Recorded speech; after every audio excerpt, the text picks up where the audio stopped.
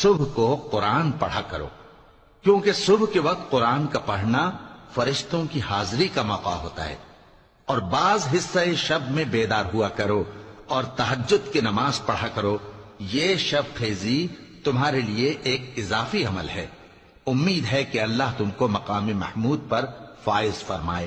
اور کہو کہ اے پروردگار، مجھے مدینے میں اچھی طرح داخل کیجو اور مکے سے اچھی طرح نکالیو، اور اپنے ہاں سے زور و قوت کو میرا مددگار بنائیو، اور کہہ دو کہ حق آ گیا اور باطل نابود ہو گیا، بے شک باطل نابود ہونے والا ہے۔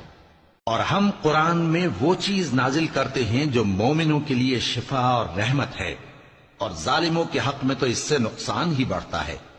اور جب ہم انسان کو نعمت بخشتے ہیں تو روح گرداں ہو جاتا ہے اور پہلو پھیر لیتا ہے، اور جب اسے سختی پہنچتی ہے تو نا امید ہو جاتا ہے۔